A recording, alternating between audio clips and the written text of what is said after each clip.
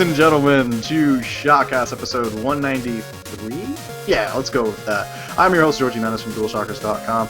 This week, I am stuck between a Ryan sandwich with brand new staff writer Ryan Rath. How are you?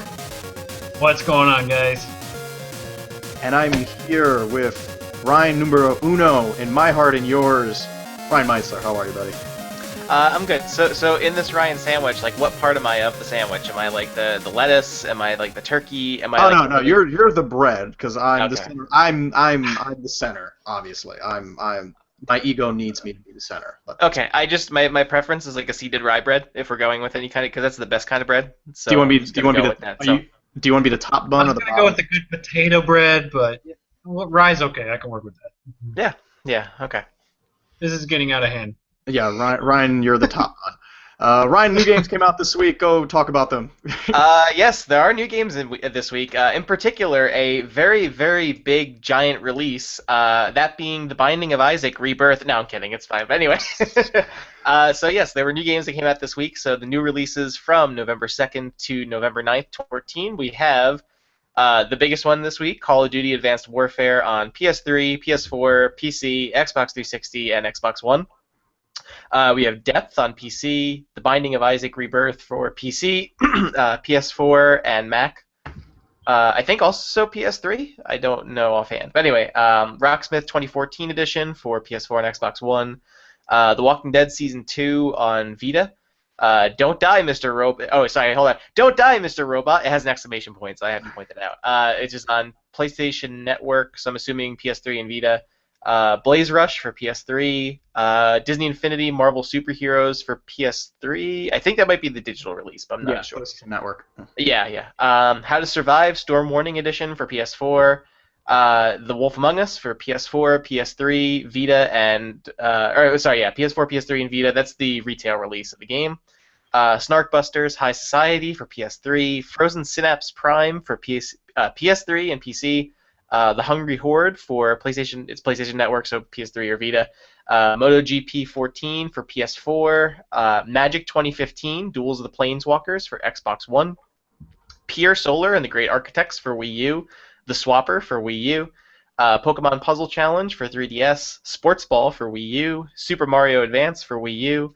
Nintendo. Okay, hold on. We're about to get a lot of Nintendogs in here. So we have Nintendogs plus Cats, Golden Retriever and New Friends, French Bulldog and New Friends, and Toy Poodle and New Friends for 3DS. I think those are all eShop releases of those games.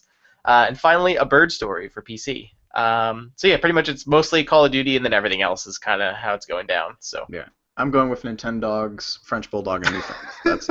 That seems like the game I'm going to go with. What are you going with, Ryan? Ryan, what are you going with? I'm kind of digging Binding of Isaac. I played the original, and this one's fantastic. I mean, who doesn't love a rogue indie? It's freaking awesome. I mean, you go around and play as a dude who like cries on everything. It's fantastic. Yeah, aren't you an aborted fetus? Not an aborted fetus. Your mom's trying to kill you. That's okay. Yeah. So the closest thing to an aborted fetus you can get without actually being an aborted fetus. Right. Exactly. It's a really late term abortion, is what you're trying to say. Yes. Ryan number 2, what do you want? Or Ryan number 1? I forgot. This is gonna be weird. It's okay. It's fine. Actually, I would go with The Wolf Among Us or Walking Dead Season 2. They're both excellent games. Since I played them, I probably would go with Call of Duty, but I haven't actually played it, and I don't plan on getting it right now. So, but yeah, that's for me. Probably Wolf Among Us, because Wolf Among Us is a really awesome game, and you haven't played it. Definitely get the retail release. Yeah, I think I might pick that up on PS4 or Xbox One one of these days. Because now it's on one of the two systems I play. It's like I can't really go back to play it on 360 or PS3. I'm gonna go with the game I reviewed, Call of Duty Advanced Warfare Day Zero Edition. That's what I had. The review should be up. I guess we should get right into it. Ryan, you played it, right? Yeah, I played it. Or which Ryan? I have not played it. So Ryan, that's all you. So the one who didn't even make a motion to respond. He was just kind of. No. Yeah, I played it for review. It's not up yet, but it will be by the time you see this video. So I guess I'll just go into it. I was kind of surprised by it. It was, Call of Duty was kind of, we were suffering from some franchise fatigue, to put it lightly. And I gave it an 8.0. I actually thought it was a pretty fun and just a good game. It actually kind of surprised me and made me interested into Call of Duty again. I don't know how you feel, Ryan. Uh, no, I don't feel the same. Had I, I was asking earlier, Joel and Yaris, I was going to talk to him. I didn't know you were actually doing the review at first, so I was going to talk to him about maybe, my first piece being a review. Of course, that was before I, understood that right for a month and then, the policy. But anyway, that aside, I was going to give it a strong 7.5, maybe an 8. It's a great game. Definitely brought back, or revived, I should say, revived the series. It's a refreshing take. I mean, basically, they borrowed every single idea out of Titanfall and put it in Call of Duty. But it's okay. It's refreshing Call of Duty. I'm gonna say the only thing it really steals from or borrows from Titanfall is that sense of mobility, because Titanfall was more like parkour because you're running on walls and double jumping and doing those kind of. Sure. This is more about like quick jet boost to the right, left, up, down, and then all the kind of weird gadgets you have on there. So that's the big difference when you kind of see. The new thing right now for shooters is mobility. You saw it in Destiny with the ability to like rocket around and hover, and like Titanfall. Yeah, it turns out in a Twitch shooter, people like to run around and be mobile and not feel so restricted as to like, oh man, there's a sniper over there. What am I gonna do? Oh, I can just boost up there and kill him. That's kind of neat. So that the exosuit, as you call it, is yeah, it felt neat. Like it was there. And it was kind of the new idea that the franchise needed, because it was only Call of Duty was gonna get to this point at some time, but I was glad to see that it worked really well as far as like in the campaign also, like you were kind of slowly introduced to new little abilities and stuff like that, and I had a lot of fun with the single player, but I think. It suffers from still being a Call of Duty game, as in like follow this dude to shoot a bunch of other dudes, and then maybe do like a cool little vehicle sequence. Like there's some really neat stuff in the middle, like a couple of those stealth missions I really like, or those little hover bikes you were on for a little while. Like I thought that was really cool, even though it was like a really short sequence. But it was kind of I thought it was paced fairly well. Might as well talk about the big elephant in the room is Kevin Spacey steals the fucking show. As soon as he shows up on camera, you're just captivated, and you're like, I don't know what he's gonna say, but I can't wait for him to say it. And he essentially just Frank Underwoods the whole game, which is. I was getting ready to say that. He Frank Underwooded the shit out of that role, and you gotta love it. Yeah, I was surprised. Spoiler alert: he's the main antagonist. Didn't see that coming. Yeah, I mean, I didn't put that in I didn't spoil it in the review, even though I was like, it's pretty predictable as far as like the marketing for this game. It's like, if he's not the bad guy, then this would be a waste of having Kevin Spacey in your video game. But yeah, I thought that actually played out really well. I wished the Black Ops 2 branching story paths came back during the mission, where it's like, oh, you can do this, and it kind of leads you down a different rabbit hole.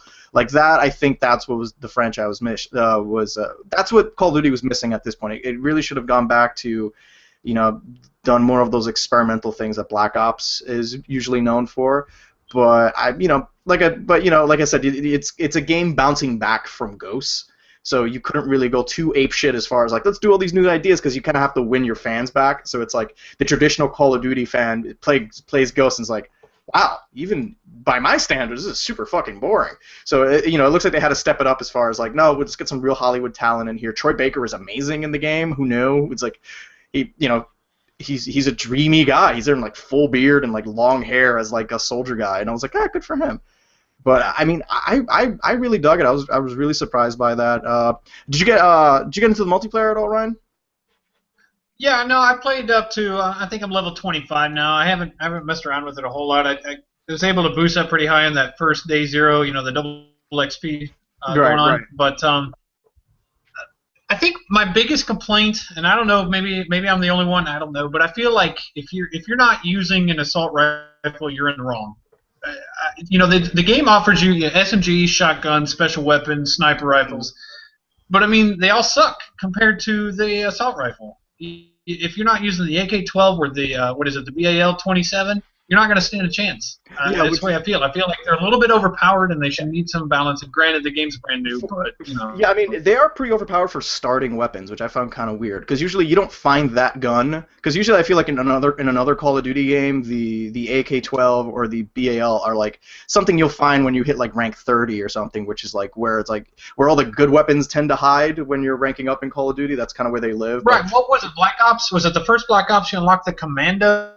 That was one of the last guns you got, and it was essentially one of the better guns in the game. And I mean, I always had an issue with equipment like progression like that, where basically, you get rewarded for playing the game a lot, but if you're a new player, the matchmaking has never been good in Call of Duty, so you're always going to be matched up with people who are like twice, 3 times your skill level, who are using all this great advanced weaponry against your basic default weapon. So I don't know if this was maybe a counter to that sentiment that it always done, where it's like, let's give everyone a good weapon up front and work our way around that. But like right now I'm running into people who are using like dual SMGs that seem unstoppable. I've noticed a lot of people using that really weird kind of long railgun sniper rifle, which I think is the default sniper rifle, which people are just no-scoping the shit out of me. Like it's getting to a point where they're using that gun like a regular just a regular assault rifle. It reminds me of like back in like Rainbow Six, was it which was the one on the Las Vegas? Was that the one?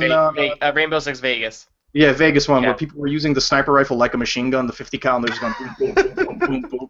So yeah, that feels like it needs to either put some sway on that fucking scope, because I feel like people are killing me way too easy with that, and like Call of Duty's never been my game. I've just never been really good with reflex-based twitch shooters. It's just you kind of have to go in knowing what the only way to get good at those games is by getting your ass handed to you on hours on end before you start realizing So you start realizing where the choke points are on the map, and like, how the gun, when you fire, where it recoils, and how many bullets does it take to actually kill a guy, as opposed to like this one takes 2, this one takes 3, this one takes 5.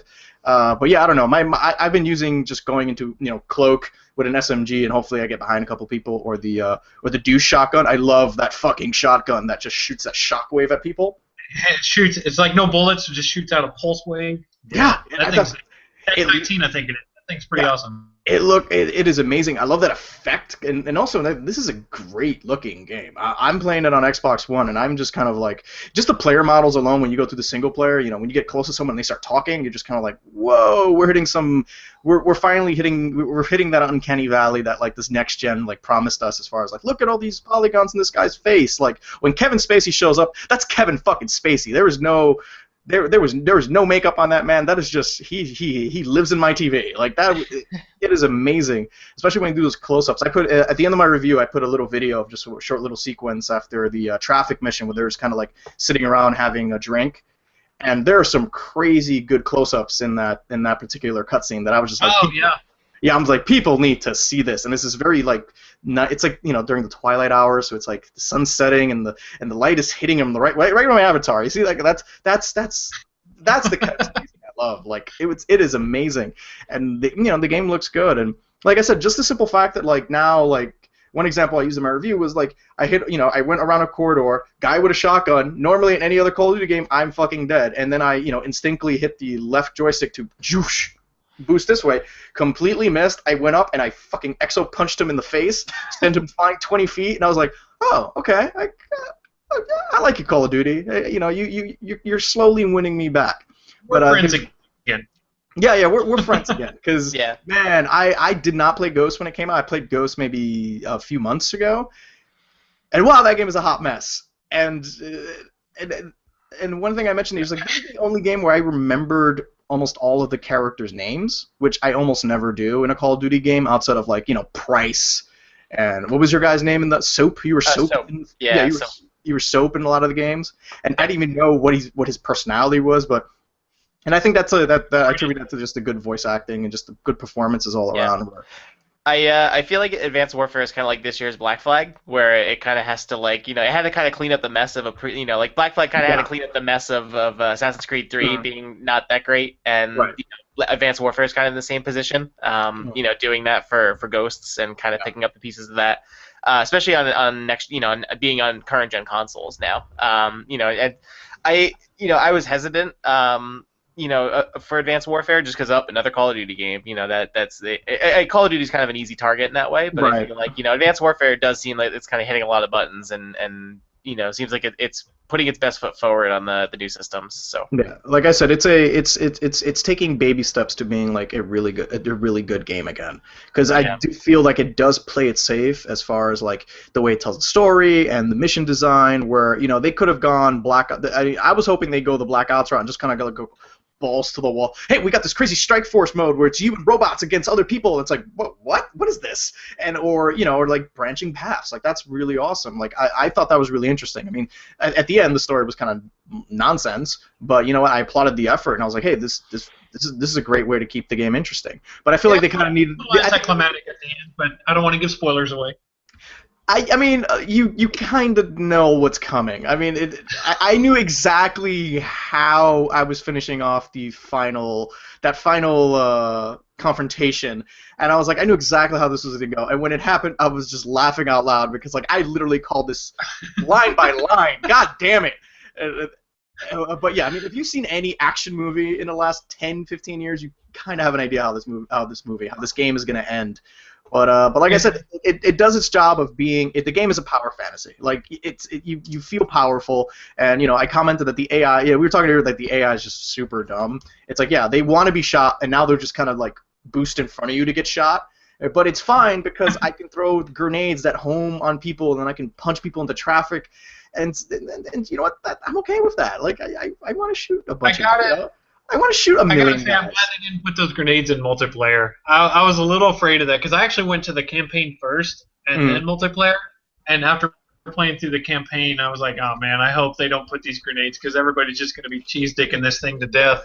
It's going to be terrible. The smart grenades. You throw them up in the air. It just says, I'm going to go after you. And then it just homes in on a guy, which is kind of great. I love those little, because now instead of picking up a bunch of grenades, you just kind of cycle through what you want this particular grenade to be. So it's like, this one can be a flashbang smoke.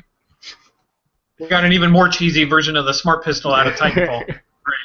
Oh God, but I really hated that smart pistol in Titanfall, and I didn't play Titanfall again until they did an update where they made the assault rifle do it took an extra bullet to kill a guy now, and that literally destroyed the way I played the game, which was like I can't play Titanfall anymore. Like this was the only gun I used, and I'm one of those people. If you're gonna balance weapons, because one weapon is say overpowered, beef up the other weapons. Don't nerf the one super powerful weapon, because then that makes no sense. Like I haven't got a chance to play in a while. Didn't they add a horde mode? The latest patch that added a horde mode. Yeah, right? I actually want to take a look at that. I might do a short video about it, and so we'll take a look at that. But yeah, I was kind of surprised by it. I mean, I'm still really terrible at Call of Duty, which hasn't changed. So, and I have a feeling if you're just like a hardcore Call of Duty person, as soon as you put that controller in your hand, as soon as the HUD comes up, you just kind of like you'll feel right at home. Yeah, there's some new things here, but yeah, once you kind of get an idea of like the zipping around, because once you kind of start figuring out how the boosting works, you can move around that map pretty fast, because you can double jump up, and then if you look down, you'll diagonally zip zag down and do this crazy boost thing that'll shock people. It's kind of nuts, and I was really surprised, and I like seeing different people experiment with different loadouts is pretty interesting. And usually, and what I've been doing now is have you tried the combat readiness program? Is that the no? I'm thinking of the like the new zombie mode that's not zombies. No, it's actually that's the bot mode, right? To practice against bots, yeah. Yeah, so basically they'll throw you in a game with people and bots. You don't really know because their targeting reticles just says bad guy and a rank, and like a bad guy and like his difficulty on there, and you can just you just go and you kill stuff. There's no score. There's no real reason to do it outside of like I really don't use a sniper rifle. Let me see how this works. Let me see how this works in the context of combat. And oh yeah, it's awesome. And if you do really well, it just kicks you right out because like you're clearly not a noob. Stop trying to troll people. Get out of here. But like yeah, I was kind of I welcomed it because I was just like I have no idea how to I that was the first thing I did, and I was like digging it because then you got a chance to see a lot of your kill streaks in action. So, because I usually never get to a kill streak in a Call of Duty game because I'm always the kind of guy that, like I just trade deaths. And, like maybe I get 1 or 2 kills and then kill the guy and die. But this one I like that they switched to a point system as opposed to a kill system because then I can just complete objectives. Yeah. Yeah, no, I like that a lot. That certainly adds a whole new level of like rewards to me. I got the Warbird. I did say I got a kill streak to actually get the Warbird, so that was pretty cool. Yeah, well, I noticed that what you can do is you can equip modules on the kill streak. So I could put the support one where the points carry over after death. So I can always get a UAV or an orbital drop where I can which is just a random something. So yeah, I do support, and then it'll just kind of carry over for death. Which so like now I'm playing with just like no pressure because now I know at some point I'm gonna get a UAV because just by default I'm gonna rack up enough points because if you get assists or capture territories. I really like uplink mode, that dumb basketball mode where you're taking the thing and throwing it through the hoop. And it's so dumb, but it's super fun because you're doing that, and all of a sudden there's a huge laser coming out from the sky, and then there's a helicopter shooting other lasers at you, and people are using recon drones with machine guns and rockets. And I'm just like, yeah, this is Call of Duty where everything will kill you from all directions, and now you have to worry about players coming from all directions, which is neat. But like and flying drones shooting at you. yeah, it's insane, and like I said, it does feel a little like if you try to going into Call of Duty a few months from now, you're going to be so discouraged because everyone you play against is just going to be so much better than you, and I still don't consider it new player friendly. As much as I love that combat readiness mode, it's still like a bullshit mode. You're not going to get anything accomplished there, because I like the gear. I like getting custom gear. I got like a cool helmet. Like I killed a guy in the air and I got a little Red Baron cap, and I was like, that's kind of neat. And then it expired, which is dumb because your loot shouldn't expire. But I do recommend, and if you're discouraged from going to multiplayer, because I'm terrible too, I'll admit, but that new survival mode is actually pretty kick-ass. The new zombie mode without zombies. I mean, I know that they eventually will get zombies. Like, yeah, so I'm a little annoyed. I'm a little annoyed with that they're including zombie modes in the season pass for the deal, which is $50, which is maybe the most expensive season pass I've seen, outside of Call of Duty Elite, which was $100. No, but I think that was the same for like Black Ops and Ghost. I think it was $50 that's for all the map packs and everything though. So yeah, but zombies was included in like the normal game. I mean, the Exo Squad or Exo Survival. That it's bad guys coming out. I guess people are just more accustomed to I'm more accustomed to that zombie mode because I always thought it was just kind of like a goofy distraction, and now you're just like oh, it's just dudes. I'm like I kind of like zombies and monsters or Extinction. Like that was maybe the best part of Call of Duty Ghost was this mode that like people kind of never played. Where you fly aliens and shit. Like that's really awesome. But yeah, Call of Duty Advanced Warfare, it's not bad. Who knew? Like that is maybe my surprise. It is very Kevin Spacey heavy. If it's a good diversion if you want a nice little Twitch shooter before the end of the new year. But yeah, we're done with that one. Ryan, other Ryan. Yeah. Let's talk about big monsters and the people who hunt them. Wait, Kevin Spacey doesn't count as a big monster? I don't know. Is that but anyway, yeah, we played Evolve. I thought he was not listening to you, Ryan. I'm so sorry. Like it's okay. Like I felt really you made a joke. I'm like, oh my god, I was not paying attention. It's okay. Anyway, so getting away from my Kevin Spacey joke. So last weekend was the Evolve Big Alpha. So it was on all platforms for PC, PS4, and Xbox One. So you played the Xbox One version, right? I played the PS4 version never went up because the firmware update broke it. Apparently, they extended the beta a little. I think it ended this past Tuesday, so they extended it a little bit because the PS4 version was broken. So I played some of the PC version. So yeah, do you want to just start off and talk about what you thought of the alpha so far? It was basically, so just to give a quick rundown of it, it was so the alpha, you could play online matches. I played when I played it on PC, I played it in a group of me and 3 other friends, and then the 5th person was always like some random person that would play the monster. So we would all assume a different role, and then a 5th person would be the monster. And so the basic rundown for those that have not played Evolve is that similar to sort of like Left 4 Dead or co-op games like that, you're working on a team of 4 people that are each a different class. There's medic, assault, support, and trapper, and they're all trying to go after this big monster. And that's sort of how the gameplay revolves, is that the monster is trying to eat other like creatures so it can evolve and grow stronger. The humans are trying to outlast the monster or kill it so that way, it won't kill them and mess them up. So it's basically how it goes. So the alpha itself was the same demo I played over at PAX East this year. Because I mean, it was still a lot of fun. I kind of realized that it is a game you need to play with friends if you're going to do the human side of things. against the monster because the classes are so complementary of each other that you need to coordinate things really well. Because, if you get someone playing a really bad trapper, you'll never contain the monster in order to actually fight him. So, the trapper can drop that big dome that traps the monster into an area. The medic can use a tranq rifle to slow down that monster so he can't, escape. And then, or switch with sniper rifle, shoot him and highlight weak spots that your other characters can shoot.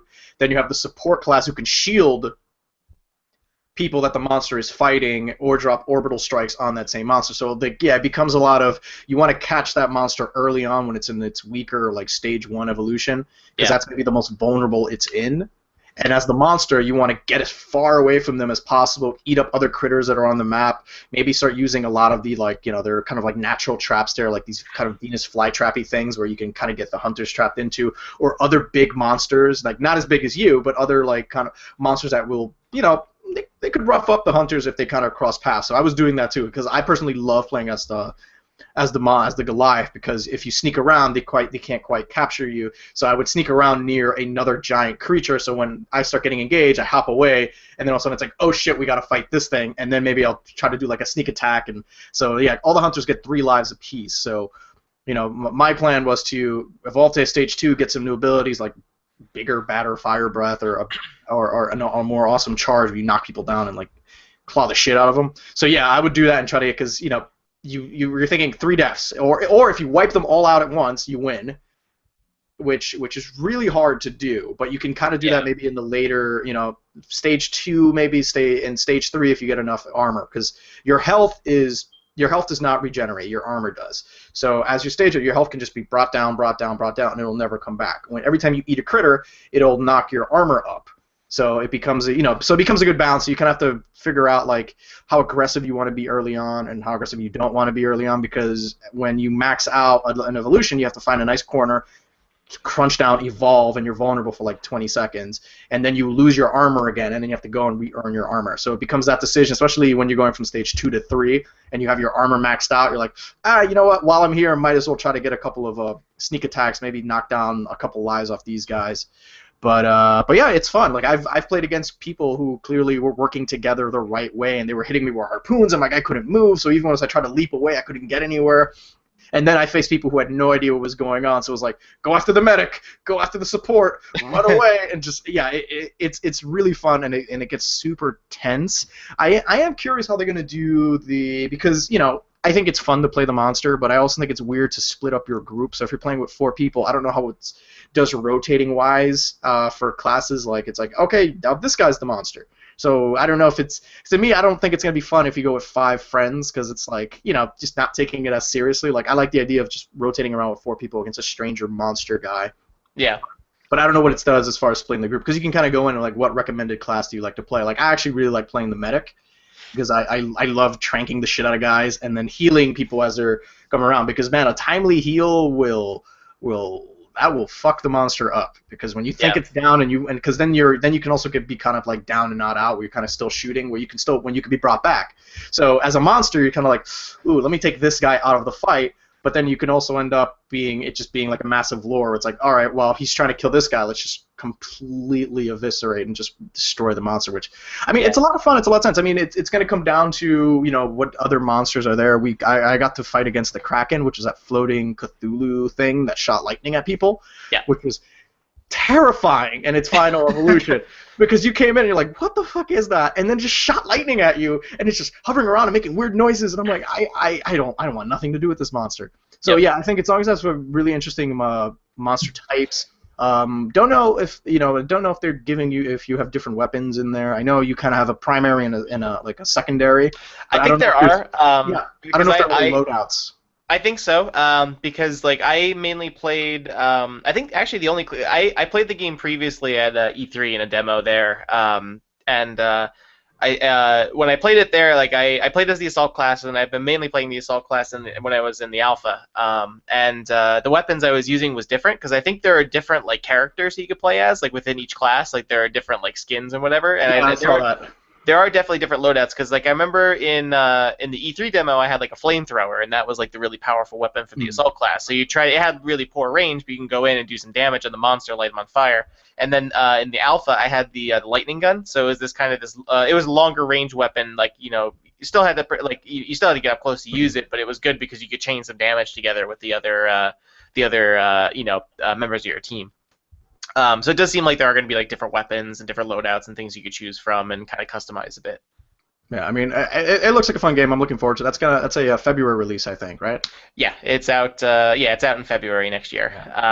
I really enjoyed it a lot so far. Like I love Left 4 Dead. It's easily like one of my favorite multiplayer games that I played. And so for me, it kind of plays like it's a much faster paced version of Left 4 Dead because I mean, as good as Left 4 Dead was like a very big time commitment because most Left 4 Dead matches you would not finish in like less than half, like at least an hour and a half, Right. So this is like like the matches are a lot shorter. I played a lot of matches where we killed the monster within like 10 minutes because the monster just sucked. I wiped out Team of Hunter in 6 minutes, and I was so proud of myself. Yeah. I was timing that leap down, or like when they dropped that dome. Like I figured it's so frustrating when they call that dome, and I just escaped. Yeah. I just sit around, and I'm like, suckers. And I'm just munching on bad guys. Like it's really. There was and then because I think like most matches are like maybe the longer ones are around like half hour or so. But I think what's good about Evolve is that there's always a constant like drive in it, like whether it's the monster like is forcing things there's no like lulls in the gameplay. Right. I feel like, which is because whether it's like there's always a timer, so that way the humans the humans have to try to outlast like the humans have to try and stop the monster from evolving, so they want to try and get it in the early stages when it's weaker and can take more damage, but the monster also has to be careful because if the time runs out and he can't either kill all the humans or destroy their power relay, then then he's screwed as well. Yeah, I mean, I like that. It kind of forces you. It's very cat and mouse. So it just reminds you of just like a really cool match of like tug of war, where the other end is just a giant monster. It forces both sides to be proactive, so that way none of them can be like, well, the monster can't just turtle and try and evolve itself. It forces both sides that they have to go after one another like equally. So it does a nice job, I think, of balancing that out. I'm not a big fan of the art or the graphics. Like I think it looks kind of ugly. I mean, I like the monster design. I think monsters look cool, but the humans, I'm not really a big fan of any of them, especially the assault classes, because the one guy has like a cigar in his mouth or whatever, and I'm just it doesn't look like a very consistent look because it's like kind of stylized, but I feel like the characters look a lot like they came from like Firefall or something. Like it's just they are kind of goofy looking. I'm like just visually, I'm not a big fan of the art and the graphics, but the gameplay is a lot of fun, and I'm really looking forward to playing more of it. But yeah, and I did a video for it. It's up on the site. So if you just want to see a couple of quick playthroughs of a monster of me just fucking decimating some fools, that's up. It's pretty good. So yeah, Evolve. You should probably check that out. I also played The Crew, but I don't know. Ryan, do you even want to talk about The Crew?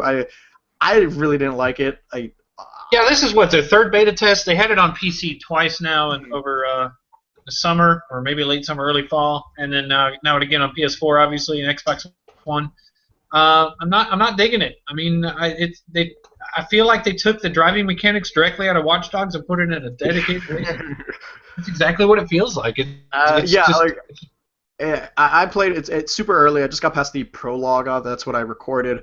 I mean, it's got this weird story to it that I'm not like really digging. It seems like a throwaway script of like Fast and the Furious. Like I need you to go undercover into the 510s racing crew and expose this shady this corrupt FBI agent. I'm like, oh my god, I can't. Like, just no thank you. And yeah, there's the driving just does not feel good. I remember seeing this game like a year ago at a Ubisoft event and just saying like, it kind of looks like Burnout. Oh, it doesn't play like Burnout. But yeah, I'm curious to see what the social aspects are to that game. It's like, get your crew together and drive across country. And I just saw it's like, hey, you should probably go to Miami and to get your car tuned. I'm like, I'm in Detroit. I can't just drive to Miami. And then there's a little map there. I was like, oh, looks like I can. All right, great.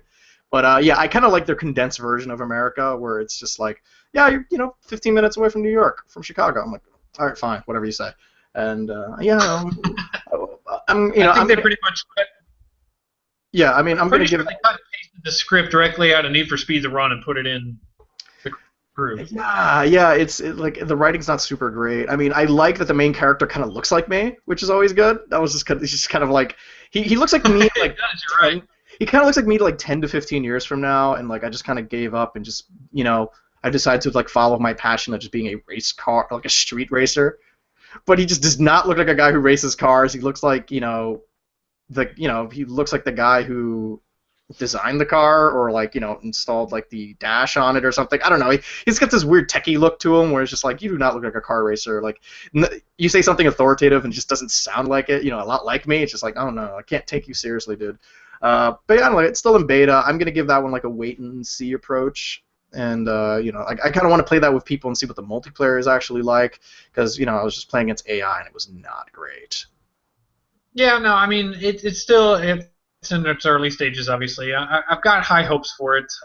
I'm not completely abandoning it yet.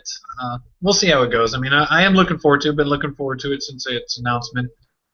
I just hope they clean it up a little bit. Some of the driving mechanics I think are just plain terrible, but we still got a while.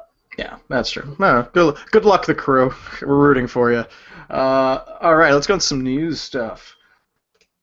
Guys, Grand Theft Auto 5 is getting a first-person view.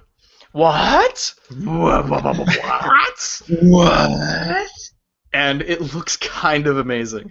They showed a trailer earlier this week for first some single-player stuff, so you're seeing like Sam, Michael, Trevor running around in first person, and they showed some of the heist there, and at a glance, I was like, that kind of looks like a Call of Duty sequence, and it looks like an entirely different game being played in first person, which is amazing. Yeah. And then today they showed the trailer for Grand Theft Auto Online, which is the online component for Grand Theft Auto 5, of that being played in first person, of you holding up a liquor store and just being a total asshole in first person. And I'm like, I think I kind of want to play this game again. Which is kind of, I wanted to get on next gen system just to see the visual upgrade for it, but like this new mode is just exclusive for PC, Xbox One, and PS4. And I'm like, you know what? This is going to be the way that you're going to drive people back who are just like, you know what? I put like 20 hours into the multiplayer and I kind of completed everything I need to do in the single player.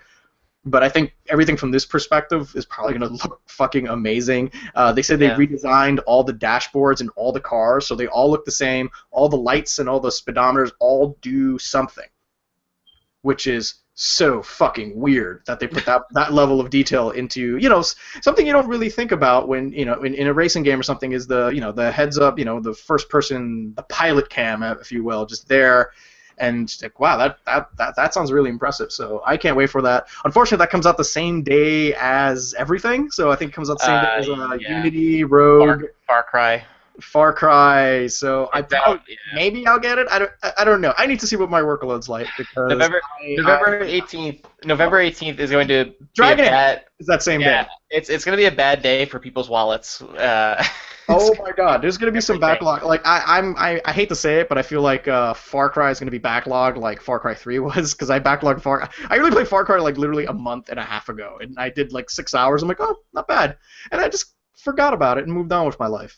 Which I feel like this might happen with Far Cry 4, even though it looks kind of fun, because you have wingsuits, and you can ride the elephant, or a elephant. But, I don't feel like they can top the Voss in Far Cry 3. I mean. I like Pan Min. I like the idea of a dictator king in just a random Himalayan country. Like, you're deposing a king. That's gonna be kind of neat. And like, I guess you're gonna be the rebellion. I feel like it's Far Cry's thing. It's just like, no, you put the little rebel faction against the big power. Blah blah blah. So that might be neat. I'm looking forward to Unity just because I've since I loved Assassin's Creed 4 so much, but hated 3 with such a white hot passion. I kind of want to see what goes back to as far as Unity is concerned. I mean, I think Unity will be exciting just to see, given that it's being developed, with current gen in mind, and kind of being like the marquee like Assassin's Creed type, rather than like Black Flag, which was kind of hobbling the fence between last gen and current gen. So. Yeah, I mean, I'm curious to see how Rogue turns out, because I feel like Rogue is probably going to be a lot closer to what Black Flag was with the pirate ships and all that. Because as far as I can see, Unity has no pirate ships, but it does have time travel. There was a sequence where the guy's in World War II France climbing the Eiffel Tower and getting shot at by an airplane. So I was like, Okay, Unity, color me intrigued. What I was kind of just saying, crazy bullshit?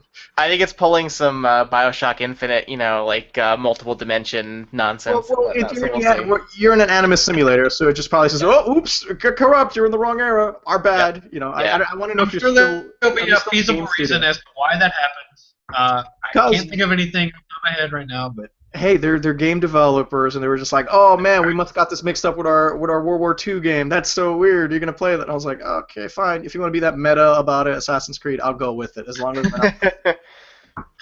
as we're not just Connor sitting in the Senate Hall and with a mohawk, I'm okay with whatever you're offering me."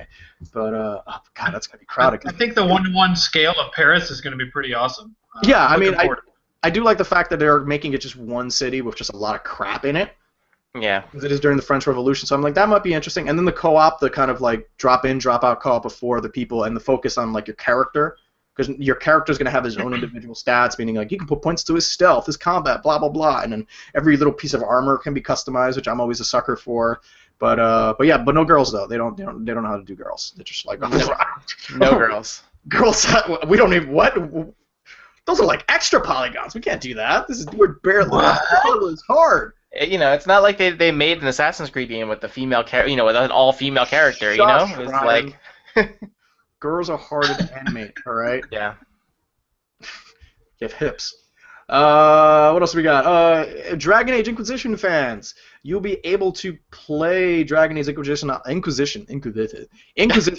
Xbox One EA Early Access that starts November 13th. So you can play that as early as next week for up to 6 hours. So if you go to your Xbox One, pre-order the game digitally, you'll get 10% off, but you also need to be a member of EA Access, which is $30 a year, which is not a bad price, especially with the 10% discount. So you buy the game, it gets unlocked, and you have exactly 6 hours of gameplay before it locks itself up, and then the game is released, and then you can go back and it'll carry over your save, which is kind of neat.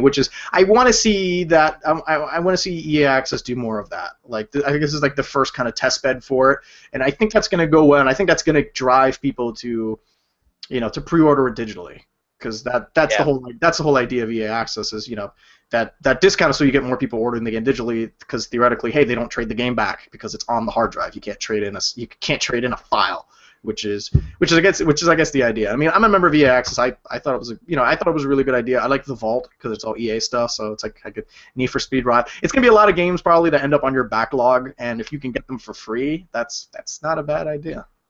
Nope. But yeah, I'm looking forward to that fun story. I'm reviewing Dragon Age, so that's gonna be neat. So.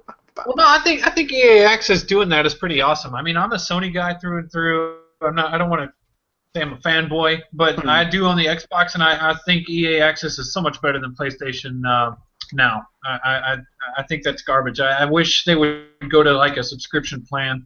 EA Access has. I do too, but I think ultimately at the end of the day the problem is I don't think they know how to lock. I don't think they can lock down pricing on that, because unless you make it publisher specific. Because EA is just a publisher, so yeah, they can kind of dictate a little bit. They can goof around more with the pricing and all that stuff. Since Sony is being more agnostic as far as like publishers are concerned, where it's like, most PlayStation stuff you can play on here. I think it comes down to kind of the back-end business agreements with each individual publisher for each game, which is why you get these crazy weird prices of like, hey, $8 for 24 hours, $50 for 30, or the game at $30 rental is cheaper to just buy it in the store. And that's when you kind of get those really weird price discrepancies. Yeah, so, who's going to play in a 2-hour block and pay for that, or a 4-hour block? I think it is. I mean, exactly. Especially when it's that expensive, it just doesn't make any sense. Particularly when you can just go rent it used, and if you don't like it, you just bring it back and get a full refund. I think, and that's the problem with the digital kind of space right now, is that the pricing isn't competitive enough. Where a retailer at any given time, if they just like, hey, we're sitting on like 1 million copies of Call of Duty, let's fucking cut that price in half. Target, Walmart, they can do that. You can't really do that digitally. There's more red tape to follow because these people have that stocks. Yeah, these people have that stock sitting in their back room, so it's theirs. This one is like there's more of like a legal minefield that you have to go through. But yeah, I mean, EA Access, it's a good start, and depending on how it goes, assuming that it works, because that's going to be on the 13th, people are going to go on and be like, I want to play some fucking Dragon Age. If I can't play Dragon Age, I am bitching. And they need that to work, because if not, you'll have an issue where you run into our next piece of news. the PlayStation 2.0 Masamune update. That is my favorite thing is that it puts it changed the standby mode to rest mode, and apparently there's a bug where if you put it into rest mode, it never comes out of it. It just puts your PS4 into a coma, basically. Is like. Essentially, yes. Which I think is super ironic and kind of hilarious. But yeah, that update's giving people lots of problems. The Evolve Alpha was had major issues where they had to add a couple of extra days to it because they Turtle Rock blamed the update, but then I also hear like Drive Club's also blaming the update. But I'm like, listen, Drive Club, you've got some issues. Don't just be like, oh yeah, it was the update the whole time. It's like, no. Your problem started way before 2.0 came out. And also, where's your PS Plus version, by the way? But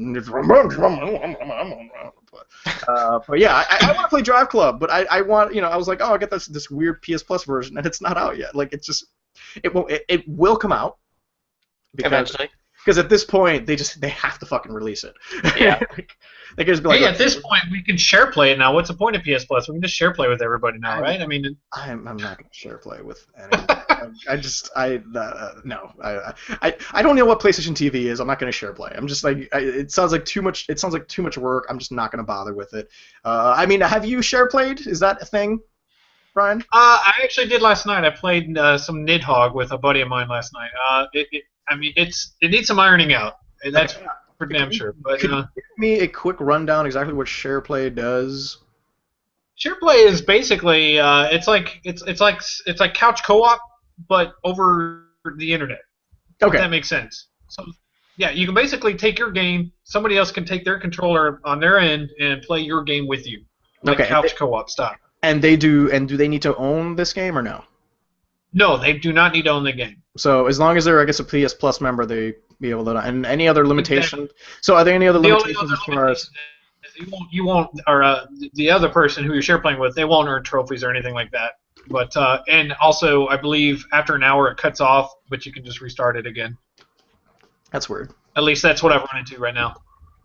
Oh, I mean, is it like a mandatory thing where it gets cut off, or it's just like a kind of like a bug happening where it's just like, hey. I don't know if it's a bug or if it's mandatory. I'll have to kind of look more into that. But 2.0 right on the dot in an hour, it cuts off. So yeah, hopefully they fix that. Yeah, I'm hoping they fix it too because it sounds like a actually really good, really cool idea. And like I said, need some ironing out. It's just like, PlayStation's always had issues with trying to release updates in a timely manner or addressing issues from those updates in a timely manner. Like, remember that one that like bricked your PS3 systems and they were just kind of like, sorry. Like, I guess you could send it back to us and we'll give you another one. Oh god. We're no big rush, guys. Like, just wait for the PS4. Don't even worry about it.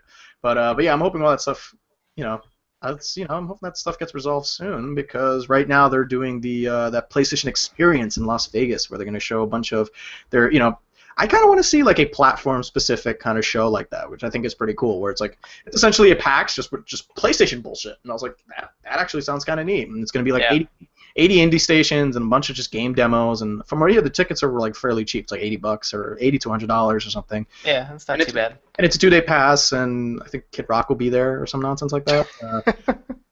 But yeah, I mean, that seems neat. I mean, I don't know if I want to see a Microsoft one because I feel like it'll essentially be the same show. You're showing the same fucking indie games and just maybe Halo and like and Fable. Like that just seems like a redundant show. But no, good on Sony. They're always known for doing little things like that. I know they always do SOE Live where Sony Online Entertainment always do those shows where they're showing off like DC Universe and PlanetSide and whatever weird online game they still have going on that's free to play, like that Star Wars one, that Clone Wars one that people still play for like money points and stuff. But good for you, Sony. Hopefully Masamune gets resolved so people can actually go and play the fucking games. Then 2.1 fix is coming soon. I'm running down here. And we'll end on.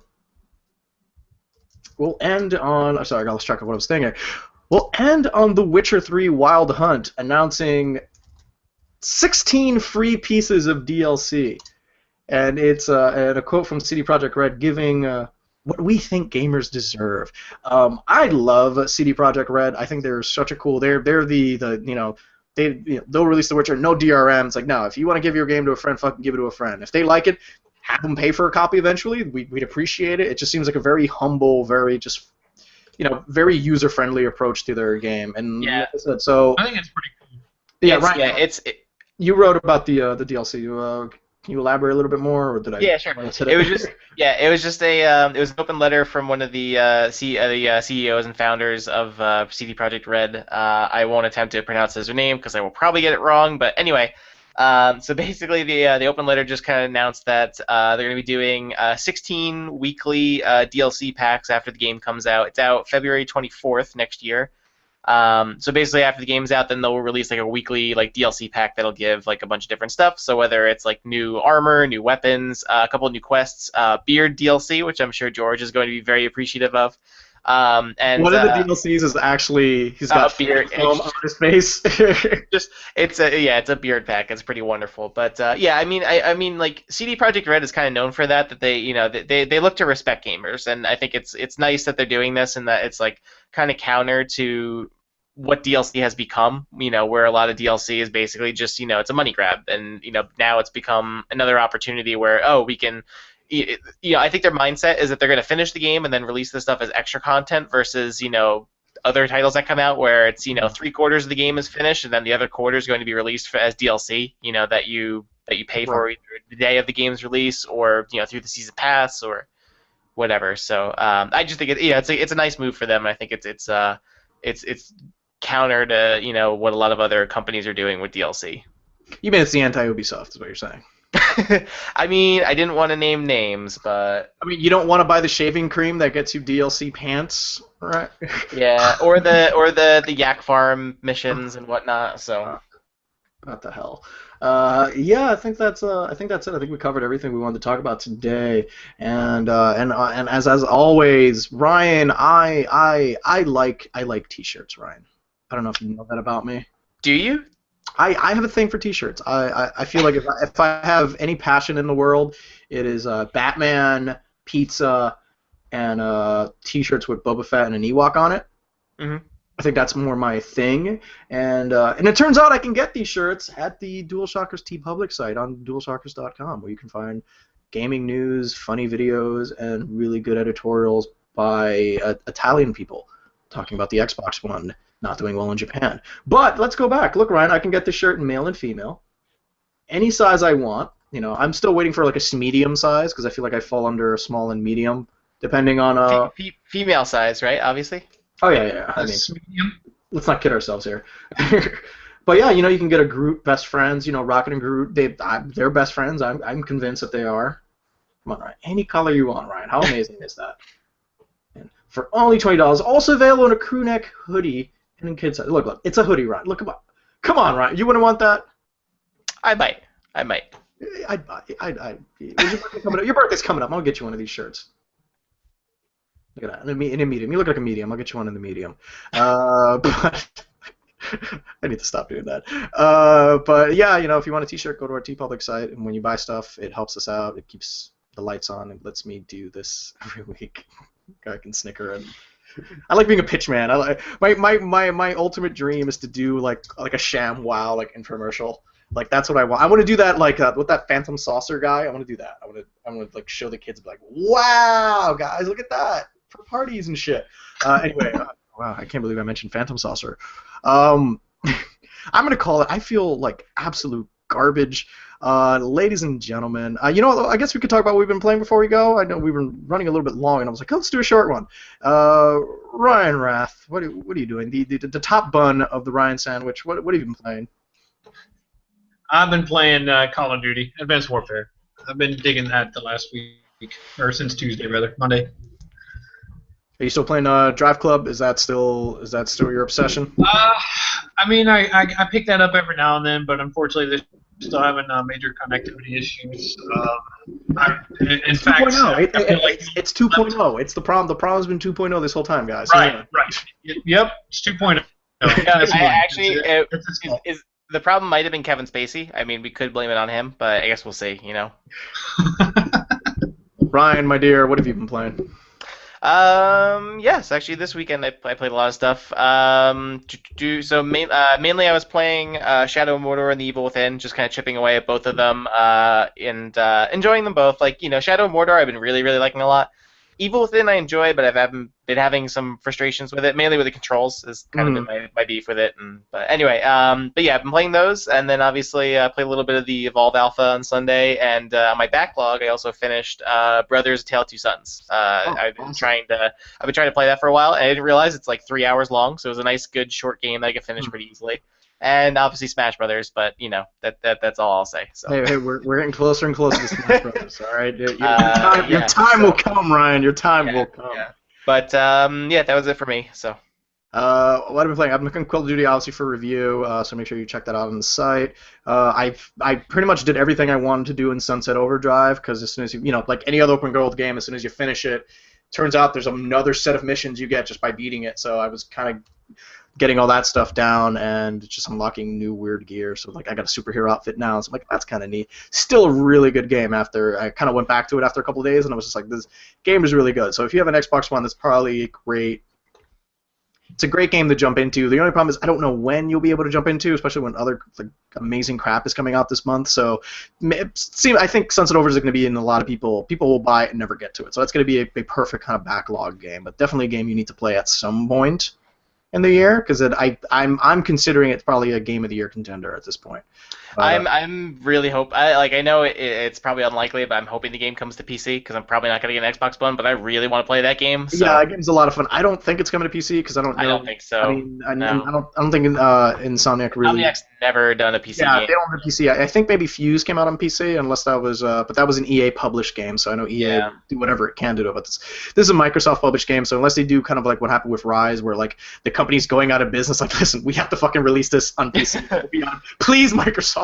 Yeah. They're like, fine, whatever, and and I think kind of the same arrangement with, and then Capcom wasn't the same arrangement, but Capcom. With Dead Rising, Capcom was a publisher. If they want to release on PC, they release on PC. But I don't think Sunset Overdrive. But anything's possible. Like I said, if Sunset Overdrive doesn't sell any copies, then I'll probably see it come up on PC. But all the rave reviews, I think it's going to be on Xbox One for a while. And then I also got gonna do Dragon Age, so that's gonna be fun. That's gonna be taking up my next week, and it's gonna suck because that's when Halo comes out, the Master Chief Collection. Once I feel it, so I'm gonna be. All the games are in the next 2 weeks. All the games are coming out, basically. So. All the games are coming out, so make sure you guys keep an eye out for all the reviews, and we'll tell you what the good stuff is. Good thing is Black gonna be the crew. Black Friday's around the corner too, so there's. That is true. So we'll keep an eye out for our shopping guide at the end of the month. We'll be like, this is the deals you need to pick up. But I'm already there's a Best Buy deal happening. I think on Thanksgiving night for a PS4 with GTA 5 remastered and The Last of Us remastered. I'm like, I might do that because that's a pretty damn good deal. So. Yeah, I might go broke. So we'll see what happens. If I have a PS4 at the end of the month, you know why. So. And as always, guys, thank you so much for watching ShockCast episode 193 with Ryan Rath. Okay, don't even say anything, just wave, that's fine. And Ryan Meitzler, the bottom bun. No, Ryan Meitzler, you are now the top bun of the Ryan sandwich. I'm demoting Rath to the bottom bun. I'm gonna press X to pay my respects to that notion. So. And I, of course, I am your fearless leader, host guy who, at this point, I can't even string together words to make a coherent sentence. So I'm gonna say goodnight. Take care, guys. Happy shopping next week. Good night. Night. Bye bye. Press X to die.